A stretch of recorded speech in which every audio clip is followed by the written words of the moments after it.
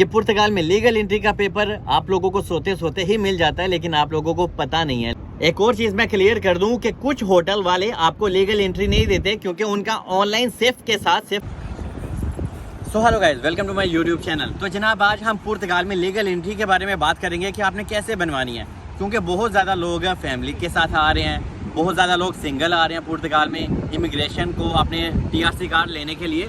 तो बहुत ज़्यादा लोगों को यही नहीं पता कि हमने अपनी लीगल एंट्री कैसे करवानी है। मैं आपको बताने लगा हूँ कि पुर्तगाल में ये लीगल एंट्री का पेपर क्यों हमारे लिए ज़रूरी होता है। और एक बंदे ने 100 यूरो में अपनी लीगल एंट्री बनवाई है। ये मुझे एक मैसेज किया था एक भाई ने, तो मैं आपको बता दूं कि आपने अपनी लीगल एंट्री कहां से और कैसे बनवानी है। ये लीगल एंट्री आपको पुर्तगाल में फ्री भी मिल जाती है, लेकिन बस लोगों को पता नहीं होता। तो इस वजह से लोग इधर उधर से बनवाते हैं, तो कोई उनसे 80 यूरो लेता है, कोई 100 यूरो लेता है, कोई 50 लेता है। एनीवे, एक एक चीज़ मैं आपको बताने लगा हूँ। अगर तो आप न्यू है चैनल को सब्सक्राइब करें, बेल आइकन पे प्रेस करें। इंस्टाग्राम और फेसबुक का पेज आपको डिस्क्रिप्शन में मिल जाएगा, वहाँ पे आप मुझे मैसेज कर सकते हैं। और जिसको रिप्लाई नहीं आया तो यार दोबारा मैसेज कर दिया करो, क्योंकि मुझे सबको रिप्लाई देने में देरी भी हो जाती है। और कोशिश तो यही होती है कि मैं सबको एटलीस्ट कम से कम भी 40 लोगों को एक दिन में ज़रूर रिप्लाई दूँ।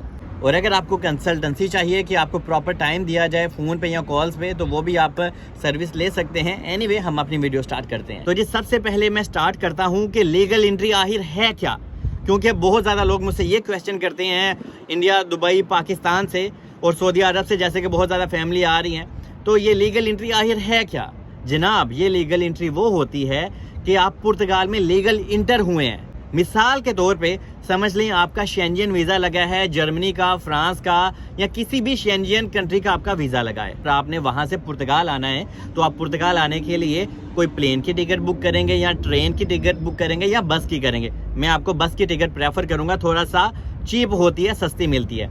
तो जब आप वाया बस, वाया ट्रेन या वाया प्लेन पुर्तगाल में इंटर हो जाते हैं, और जो आपके पास बोर्डिंग पास होता है या फिर जो आपके पास टिकट होती है, जिस टिकट से आपने पुर्तगाल में एंट्री की है नॉर्मली, तो वो ही आपकी लीगल एंट्री कंसीडर किया जाएगा। ये मैं आज आपको वाजिया कर दूं, क्योंकि वो आपके पास एक जेन्युइन प्रूफ होता है कि हाँ भाई हमने आज पुर्तगाल में एंट्री कर लिया, और ये आपने हमेशा अपने पास संभाल के रखनी है। और इसके बाद जब आप पुर्तगाल में आ जाते हैं, तो ऑब्वियसली यार आप लोगों ने अपने लिए एक रहने के लिए 1-2 रात गुजारने के लिए, या जैसे कि आजकल लोग हफ्ता भी हॉस्टल या होटल में रहते हैं, क्योंकि अकोमोडेशन का यहाँ पे थोड़ा प्रॉब्लम होती है।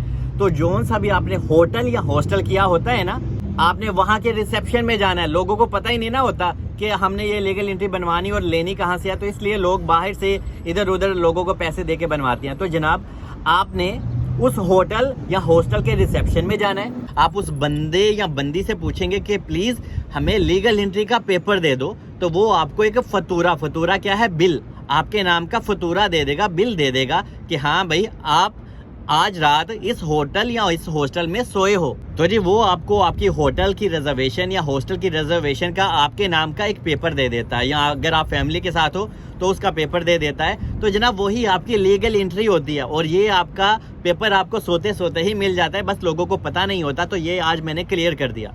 एक और चीज़ मैं क्लियर कर दूं कि कुछ होटल वाले आपको लीगल एंट्री नहीं देते, क्योंकि उनका ऑनलाइन सेफ के साथ, सेफ क्या है जो हमें डॉक्यूमेंट्स देता है गवर्नमेंट के साथ, उनका डायरेक्ट ऑनलाइन सिस्टम होता है। तो वो आपको ये भी कह देते हैं कि हमने आपका बिल वगैरह जोन सा आपका फतूरा होता है ऑनलाइन रजिस्टर कर दिया है, तो वही आपकी लीगल एंट्री है। तो वो भी आपको एक फतूरा सा दे देते हैं, तो आप उसको भी लीगल एंट्री के तौर पे यूज़ कर सकते हो। और पुर्तगाल में अगर आप आ रहे हैं तो यार बहुत ज़्यादा यहाँ पे होटल हॉस्टल हैं, लेकिन होटल बहुत महंगी होती हैं। तो मैं आपको प्रेफर करूँगा आप किसी भी हॉस्टल में चले जाएं। और अगर आपका पास कोई जानने वाला ही नहीं है, अगर आपको किसी चीप से हॉस्टल का अता पता चाहिए, तो वो भी मैं आपको सेंड कर दूंगा। आप चाहें तो वहाँ पे भी अपनी रिजर्वेशन करवा सकते हैं, लेकिन आप ऑनलाइन भी सर्च करेंगे तो आपको मिल जाएगा। लेकिन अगर फिर भी किसी को नहीं मिलता, तो मैं आपको कोई ना कोई सस्ता सा रेफ़र कर दूंगा। तो आप वहाँ पे जाएंगे, आप सो भी लेंगे, और आपको सोते सोते आपका लीगल एंट्री का पेपर भी मिल जाएगा, क्योंकि आपने अपने लिए होटल में 2 दिन की रिजर्वेशन करवाई है, या 3 दिन की या 1 दिन की, तो वो तो आपने उनको पे करना ही होता है। लेकिन बस आपने उनसे कहना होता है कि प्लीज़ हमें हमारा लीगल एंट्री का पेपर दे दें। तो जी देखिए, अभी आपके पास 2 प्रूफ हो गए हैं कि आपने पुर्तगाल में एंट्री किया है। एक तो आपकी टिकट हो गई, और ऊपर से आके आपने अपने लिए लीगल एंट्री का पेपर भी ले लिया। और नॉर्मली तो यार जब आप वाया प्लेन आते हैं या वाया बस आते हैं, आपके पास जो टिकट होती है ना, वो ही आपकी लीगल एंट्री कंसीडर किए जाएगी। लेकिन मैं आपको प्रेफर करूँगा आपने अपने लिए हॉस्टल या होटल की बुकिंग तो की ही हुई है, तो आप उनसे भी पूछ के अपने लिए लीगल एंट्री का पेपर आप ले सकते हैं। अगर एक चीज़ फ्री में मिल रही है, क्योंकि आपने अपने सोने के लिए तो पैसे पे किए हुए हैं ना, तो अगर आपको एक सोते सोते आपका एक डॉक्यूमेंट्स बनता है तो क्यों नहीं। तो सिर्फ आपने उनसे पूछना होता है और वो आपको आपके नाम का बिल फतूरा दे देते हैं। और जब आप पुर्तगाल में आजकल आते हैं तो यार यहाँ पे बस अकोमोडेशन का जुगाड़ करके आएँ, ठीक है, और बाकी यहाँ पे सारे काम आहिस्ता आहिस्ता हो जाते हैं। लेकिन आजकल अगर आप फैमिली के साथ आ रहे हैं तो बस आप अपने लिए अकोमोडेशन के लिए थोड़ी सी एफर्ट करें। और जब आप पुर्तगाल में लीगल वे से फिर एंट्री करते हैं तो जनाब आपको 6 से 8 टैक्स चाहिए, लेकिन आपका टाइम तकरीबन 1 साल और 4-5 महीने आप अपने माइंड में रखें। आपको TRC कार्ड इतनी देर में मिलता है।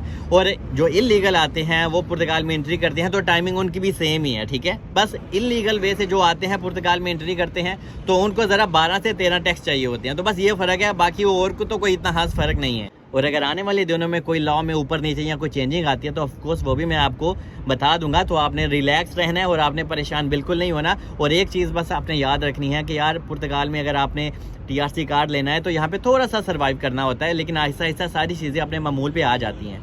और आपने अपने लिए रूम अकोमोडेशन पुर्तगाल में कैसी देखनी है और रेंट कितना है, उस वीडियो का लिंक मैं डिस्क्रिप्शन में दे दूंगा, वहां से आप अपने लिए तलाश कर सकते हैं। आई होप कि मैंने आपको एक एक चीज़ बता दिया, गाइड कर दिया। अगर मैं कुछ मिस कर गया हूं तो आप कमेंट्स में लिख सकते हैं या इंस्टाग्राम या फेसबुक पेज पे। तो जी आप लोग मुझे बहुत प्यार देते हैं, मुझे ऐसे ही प्यार और ऐसे ही सपोर्ट करते रहें। और जनाब मैं अपने रब का भी बहुत शुक्र अदा करता हूँ, क्योंकि ये सब कुछ उसी की वजह से है। जो आप लोग मुझे इतना प्यार देते हैं, इतना मान देते हैं, तो मैं भी अपना बेस्ट देता हूँ कि मैं ऐसी वीडियोस लेके आऊँ कि जिससे आप लोगों की बहुत हेल्प हो जाए। तो बाकी पुर्तगाल का वेदर बहुत कमाल का है, गर्मियाँ बहुत मज़े की हैं। बाकी दुआओं में याद रखें, मिलते हैं नेक्स्ट वीडियो में। तब तक के लिए मुझे इजाज़त दें, खुदा हाफिज़।